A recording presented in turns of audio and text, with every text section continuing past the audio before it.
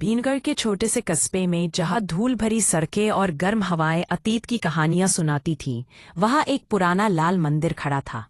इस मंदिर का नाम सुनते ही लोग डर जाते थे, क्योंकि कहा जाता था कि यह एक श्रापित साध्वी का था, जिसे सैकड़ों साल पहले जिंदा दीवारों में चुनवा दिया गया था। शांत रातों में जब चांद अपनी पूर्णता में होता, तो लोग मंदिर के पास जाने से कतराते थे।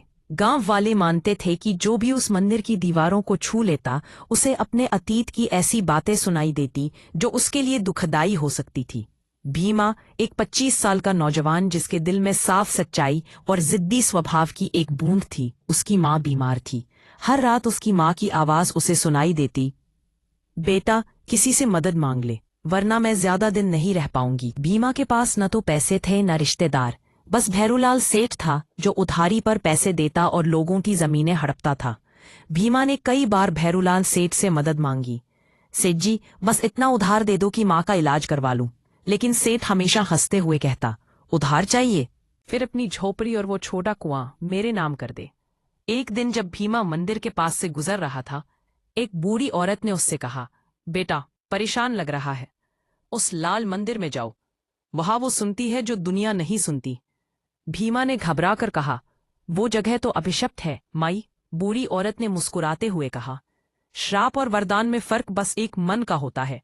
चांद की रोशनी में ठंडी हवाएं चल रही थीं। भीमा ने लाल मंदिर में प्रवेश किया। दीवारों पर टूटी मूर्तियां थीं और बीचों बीच एक लाल पत्थर का द्वार था, जिस पर लिखा था, जिसे चाहो पुकार लो, पर बदले में कुछ देना होगा। भीमा ने कांपते हुए कहा, अगर तू सच में सुनती है तो मेरी माँ को बचा ले, मैं कुछ भी देने को तैयार हूं।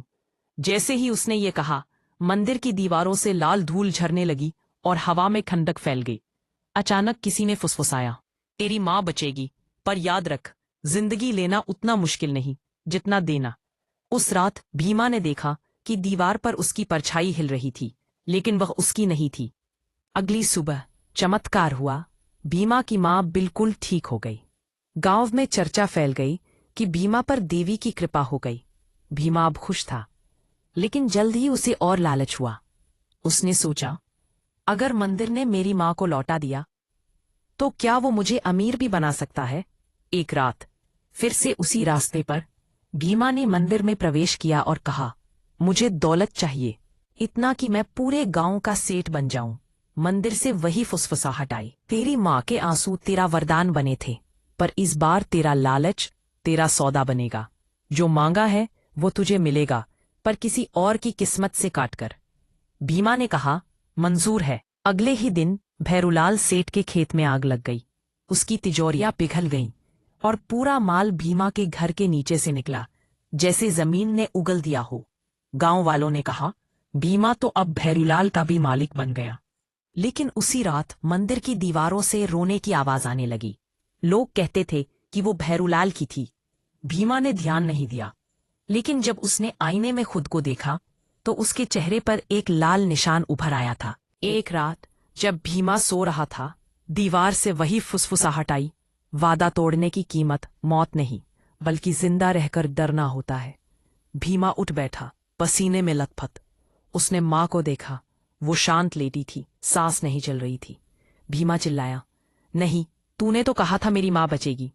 मंदिर की आवाज गूंजी, वो बची थी ताकि तू मुझे पुकार सके।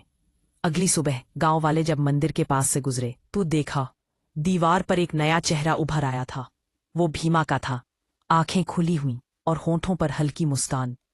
कहते हैं उस दिन के बाद मंदिर के बाहर एक नई लाइन खुद गई, हर वरदान एक सौदा है और हर सौदे की कीमत वक्त वसूलता है। आज भी भीनगढ़ गांव में लाल मंदिर खड़ा है। लोग कहते हैं, अगर कोई अपनी सबसे बड़ी तमन्ना लेकर वहां जाए, तो रात में दीवार से धीमी आवाज आती है, कह दे क्या चाहिए तुझे, बस याद रख, कुछ देने के लिए तैयार रह। क्या तुम सुन सकते हो वो फुसफुसाहट?